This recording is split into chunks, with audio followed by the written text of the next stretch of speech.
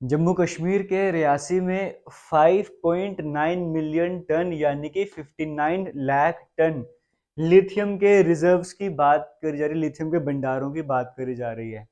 तो इतना सारा लिथियम जम्मू कश्मीर के रियासी में कहा जा रहा है। अब हम समझ लेते लिथियम क्या है, इसका क्या फायदा होने वाला है। इससे पहले इंडिया में क्या लिथियम था या नहीं था, या इंडिया इंपोर्ट एक्सपोर्ट वगैरह करता था, तो क्या बेनिफिट्स होने वाले, आने वाले टाइम पर किस तरह का बेनिफिट इससे मिलने वाला है, वो सारी डिटेल्स हम डिस्कस कर लेंगे। सबसे पहले इस लिथियम के बारे में समझ लेते हैं। ये लिथियम है क्या, मेटल्स नॉन मेटल्स वगैरह पर एक तरह का ये मेटल है। इसका सिंबल अगर शॉर्ट में डिनोट करते हैं, LI से डिनोट करा जाता है। और जैसे आप सुनते हो ब्लैक गोल्ड, गोल्ड सुनते हो, उसी तरीके से ये जो लिथियम है इसे व्हाइट गोल्ड भी जाना जाता है। और इस नाम से ही आप इसकी अहमियत समझ सकते हो कितना इंपॉर्टेंट होगा ये लिथियम, जिसे व्हाइट गोल्ड के नाम से जाना जाता है। इसका एटॉमिक नंबर 3 होता है और ये जनरली सॉफ्ट होता है। इतना सॉफ्ट होता है कि आप इसको चाकू से भी काट सकते हो। है तो मेटल है, लेकिन आप इसे चाकू से भी काट सकते हो। ये लिथियम की हम बात कर रहे हैं। और अपीयरेंस कैसा दिखता है, ये सिल्वर व्हाइट कलर का देखने को मिलता है। हम लिथियम की बात कर रहे हैं। बॉइलिंग पॉइंट कितना, अगर आप इसे उबालना चाहोगे तो जैसे पानी 100 डिग्री सेल्सियस पे नॉर्मल कंडीशंस में 100 डिग्री सेल्सियस पे जो पानी बॉईल कर जाता है, अगर लिथियम को बॉईल करना होगा तो 1330 डिग्री सेल्सियस तक आपको टेम्परेचर ले जाना पड़ेगा, तभी जाके ये बॉईल होने वाला है। लेकिन सॉफ्ट है ठीक है। इसकी डेंसिटी कम होती है, इतना हल्का होता है कि ये पानी में भी तैर सकता है। जैसे अगर और मेटल्स की बात करूं, नॉन मेटल्स को तो छोड़ दो, मेटल्स में अगर मैं और दो मेटल और ऐसे हैं जो पानी में तैर सकते हैं, सोडियम पोटेशियम, और तीसरा ये लिथियम ही है।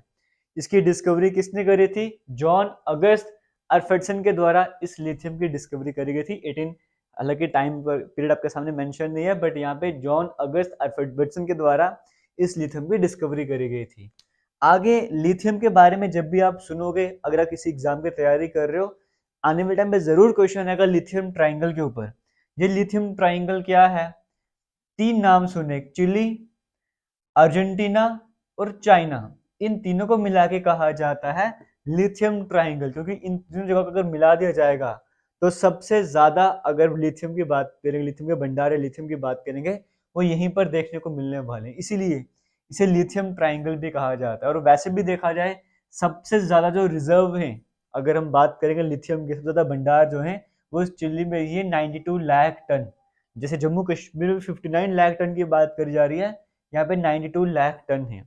अब ये वैरी करता डाटा, देखो कुछ सोर्सेज जैसे विकिपीडिया में अलग डाटा मिलेगा, जो यूएस की रिपोर्ट है वहां पे अलग डाटा मिलेगा, किसी और की रिपोर्ट में अलग डाटा मिलेगा। लेकिन ये बात सच है कि लिथियम ट्राइंगल जो है वो इन तीनों को ही कहा जाता है, मिलके बहुत ज्यादा लिथियम जो है पैदा करते हैं।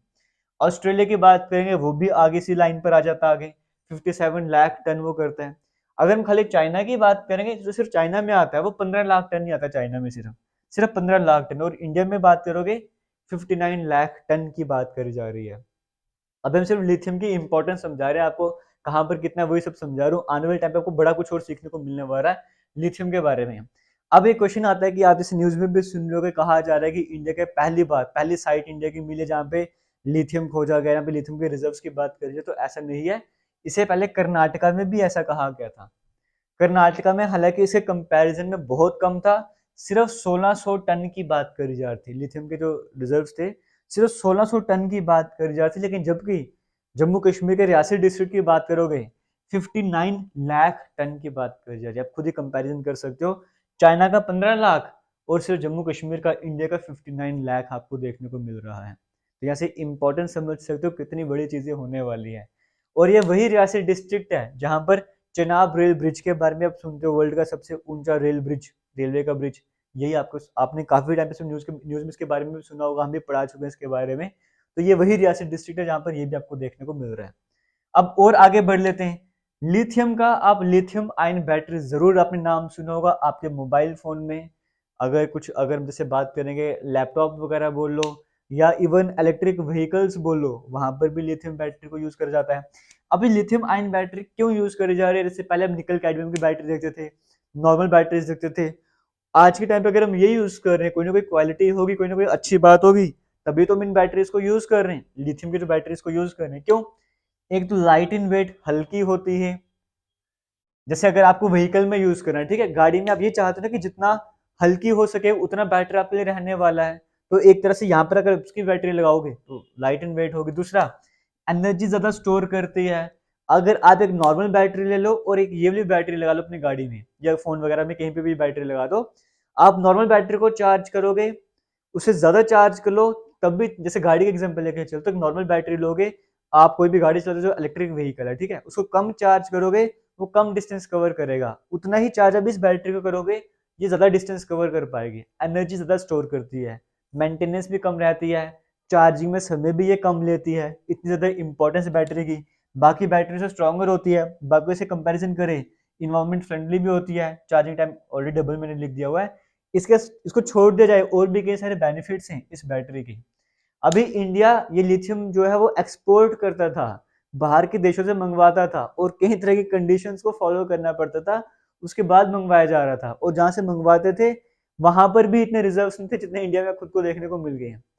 अब जब लिथियम इंडिया में ही आपको मिल जाएगा तो बाहर से क्यों एक्सपोर्ट करोगे? और जो चीजें मेड इन इंडिया चल रही हैं वो थोड़ी और चीप बन जाएगी और सस्ती हो जाएंगी, हम इसे बाहर भी बेच सकेंगे, तो हमें बेनिफिट तो होने वाला है। आने वाले टाइम पे कहा जाता है 2030 तक हमें इंडिया में इलेक्ट्रिक व्हीकल्स को ज्यादा फोकस करना है, वो ज्यादा वो चलने वाले इंडिया में।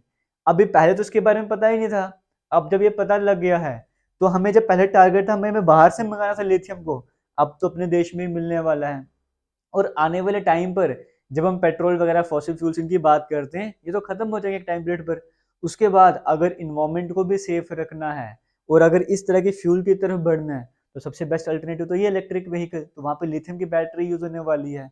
तो आप समझ सकते हो इंडिया को इसका कितना बड़ा एडवांटेज मिलने वाला है। रियासी डिस्ट्रिक्ट में मिला है तो सिर्फ रियासी को ही नहीं, पूरे इंडिया को इसका बेनिफिट मिलने वाला है। अब वो अलग बात है कि ये इसका कैसे यूज करने वाले, लेकिन हाँ है कि बेनिफिशियल रहने वाला है, एक अच्छी न्यूज़ आप कह सकते हो, एक गुड न्यूज़ आप कह सकते हो, जम्मू कश्मीर और इंडिया दोनों के लिए न्यूज़ अपने आ रही है। और रियासी के लोगों की पर्टिकुलर बात करेंगे, जैसे चिनाब ब्रिज था उस टाइम पे एम्प्लॉयमेंट के चांसेस बढ़ गए थे उस पर्टिकुलर एरिया के लोगों के, इस बार भी वो सब कुछ देखने को मिलेगा। अभी हो सकता है कि अगर प्रॉपर वे में काम करा जाए, सब कुछ जम्मू कश्मीर में सेटलमेंट करी जाए तो प्रॉपर फैक्ट्रीज आएंगी, कई तरह का काम यहाँ पर देखने को मिलेगा। अगर फैक्ट्रीज बनती हैं या इंडस्ट्रीज बनती हैं तो वहाँ का ट्रांसपोर्ट भी बेटर होना चाहिए। अगर इंडस्ट्री में अगर सड़कें सही नहीं होंगे तो उनको तो सामान लाना पड़ेगा, भेजना पड़ेगा, उसमें प्रॉब्लम आएगी।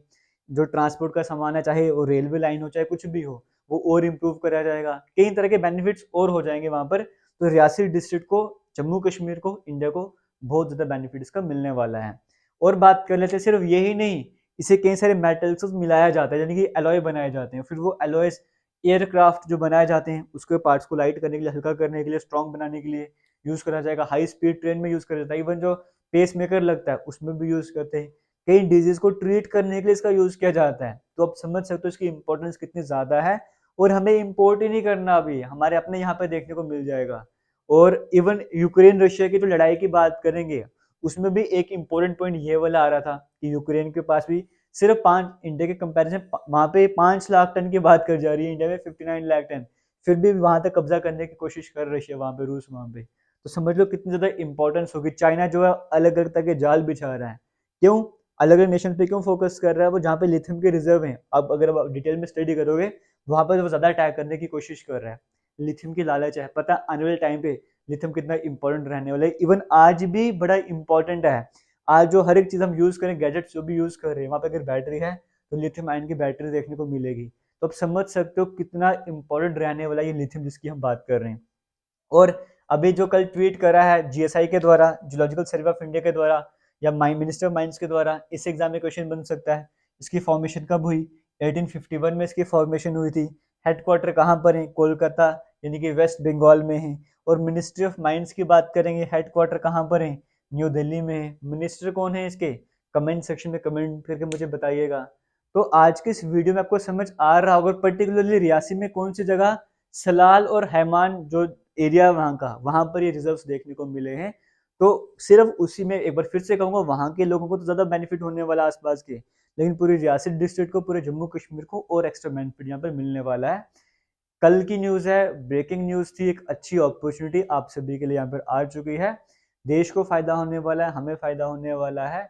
अब बस यही उम्मीद करेंगे कि रियासी जम्मू कश्मीर में मिल रहा है, जम्मू कश्मीर पर थोड़ा फोकस किया जाए और इसको इस तरह से फोकस किया जाए कि यहाँ के लोगों को भी ज़्यादा फायदा हो।